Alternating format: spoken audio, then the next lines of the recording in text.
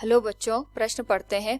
एक कण इस प्रकार गति करता है कि इसका स्थिति सदिश r बराबर cos omega T X cap plus sine omega T Y cap से प्रदर्शित है, जहां ओमेगा नियत है। गति के संबंध में सत्य कथन है। पहला, वेग तथा त्वरण दोनों r के लंबवत है। दूसरा, वेग तथा त्वरण दोनों r के समांतर हैं। तीसरा, वेग r के लंबवत तथा त्वरण मूल बिंदु की ओर निर्देशित है। चौथा, वेग r के लंबवत है तथा त्वरण मूल बिंदु से दूर की ओर निर्देशित है। तो सबसे पहले अगर हम यहाँ पे बात करें मुख्य अवधारणा की, तो मुख्य अवधारणा में हम स्थिति सदिश का संबंध देखेंगे वेग और त्वरण के साथ। तो यहाँ पे अगर हम बात करें वेग का स्थिति सदिश के साथ जो समीकरण होता है, इसको हम यहाँ पे इस तरीके से व्यक्त कर सकते हैं, v बराबर dr बटे dt के। और जो हमारे पास त्वरण होता है, इसको हम यहाँ पे a से दर्शाते हैं, इसको लिख सकते हैं हम dv बटे dt के बराबर। तो यहाँ पे प्रश्न के अनुसार अगर हम बात करें तो वेग और त्वरण का संबंध पूछा गया है स्थिति सदिश के साथ।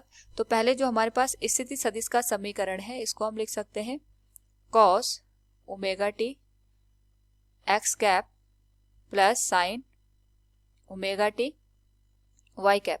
तो इसके संदर्भ में सबसे पहले हम वेग यहाँ पे निकालेंगे, जो कि हो जाएगा dr बटे dt के। तो इसको हम लिख सकते हैं d बटे dt। r का जो मान आएगा ये आएगा cos omega T X cap plus sine omega T Y cap. अगर हम इसका अवकलन करें तो ये हो जाएगा हमारे पास cos ओमेगा टी का अवकलन होता है साइन ओमेगा टी, और ये ऋण चिन्ह के साथ हमेशा लिखा जाता है। और ओमेगा टी का दोबारा से अवकलन करेंगे तो ये सीधे आ जाएगा ओमेगा के बराबर, साथ में आ जाएगा X cap plus sine omega T का अवकलन करने पे ये बनेगा omega cos omega T Y cap. ये होगी हमारे पास समीकरण नंबर 1।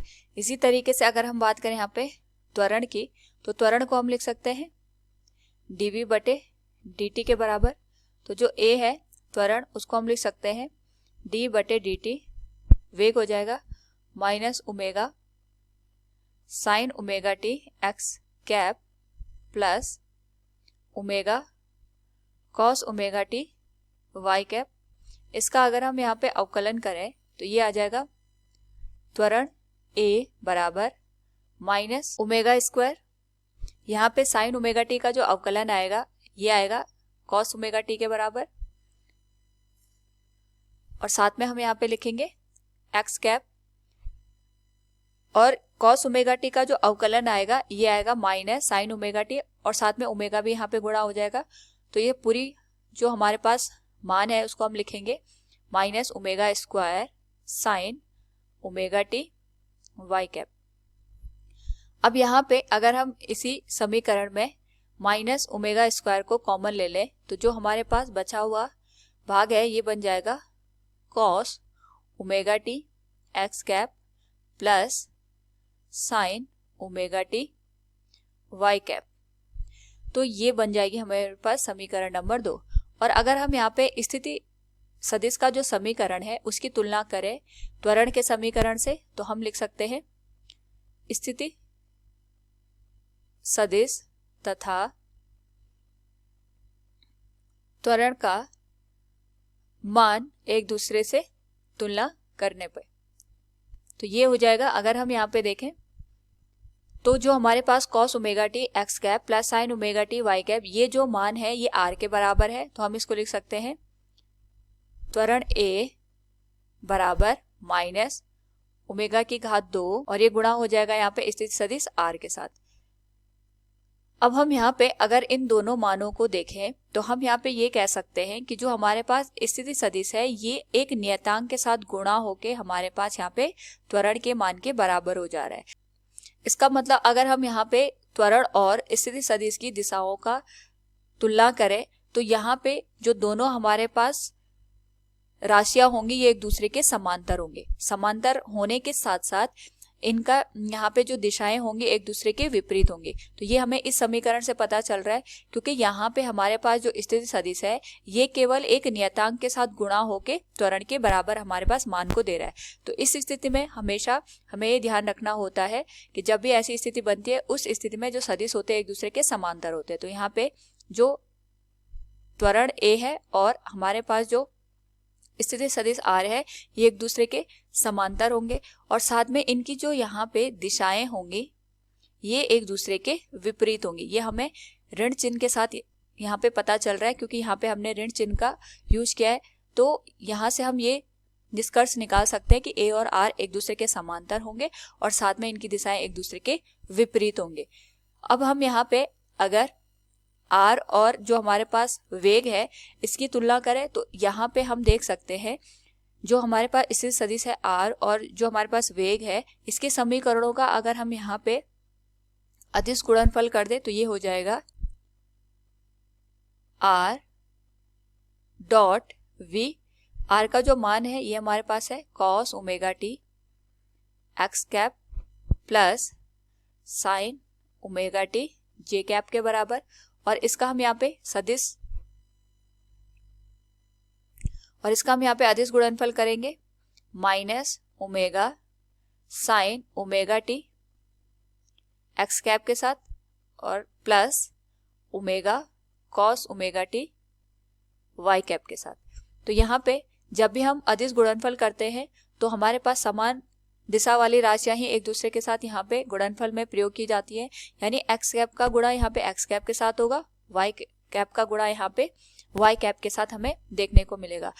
तो इस स्थिति में एक्स कैप गुणांक वाली राशि दूसरी ओर एक्स कैप गुणांक वाली राशि के साथ ही यहाँ पे गुणा हो पाएगी। तो अगर हम इन दोनों को यहाँ पे गुणा कर दें तो जो गुणनफल आएगा ये होगा minus omega sine omega T cos omega T, और ये हो जाएगा हमारे पास plus omega sine omega T cos omega T के बराबर। क्योंकि ये दोनों राशियां समान है और इनका जो चिन्ह एक दूसरे के विपरीत है, तो जो हमारे पास यहाँ पे स्थिति सदिश और वेग सदिश है इनका जो गुणनफल आएगा अदिश गुणनफल ये हमें 0 के बराबर देखने को मिलेगा। और अगर इनका अदिश गुणनफल हमें 0 के बराबर देखने को मिल रहा है इसका मतलब ये होगा ये तभी हमारे पास संभव है जब दोनों एक दूसरे के लंबवत हो। क्योंकि हमें पता है कि जब भी हम अदिश गुणनफल की बात करते हैं उस स्थिति में अगर हम इसको लिखें तो ये लिखा जाएगा आर डॉट वी बराबर आर का परिमाण गुणा वी का परिमाण गुणा कॉस थीटा। हमें पता है इनका गुणनफल यहाँ पे 0 के बराबर हो रहा है, क्योंकि आर का परिमाण 0 नहीं हो सकता है और v का परिमाण भी 0 नहीं हो सकता है। तो यहाँ पे एक ही राशि बनती है जिसके द्वारा ये पूरा का पूरा हमारे पास गुणनफल 0 के बराबर हो जाएगा, वो है हमारे पास कॉस थीटा। और थीटा की जो हमारे पास यहाँ पे मान है अगर ये 90 डिग्री के बराबर होगा तभी जाके पूरा गुणनफल 0 के बराबर हो जाएगा, क्योंकि कॉस 90 का मान हमारे पास 0 के बराबर होता है। तो इस स्थिति में हम कह सकते हैं जो r और हमारे पास वेग v है ये एक दूसरे के लंबवत होंगे।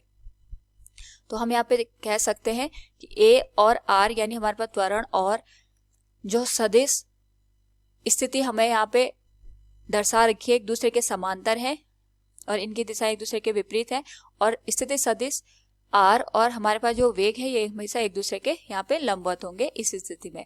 तो दिए गए प्रश्न से अगर हम देखें यहाँ पे तो पहला हमारे पास विकल्प है वेग तथा त्वरण दोनों r के लंबवत हैं। तो वेग तो हमारे पास लंबवत है लेकिन त्वरण यहाँ पे समांतर है, तो ये विकल्प असत्य हो जाएगा।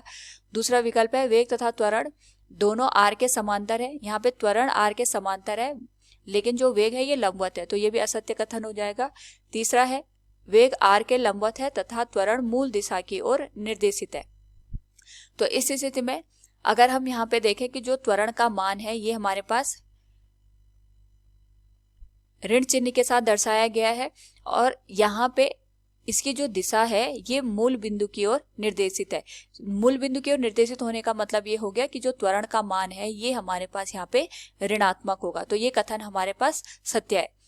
और जो हमारे पास चौथा कथन है, ये कह रहा है कि वेग r के लंबवत है तथा त्वरण मूल बिंदु से दूर की ओर निर्देशित है।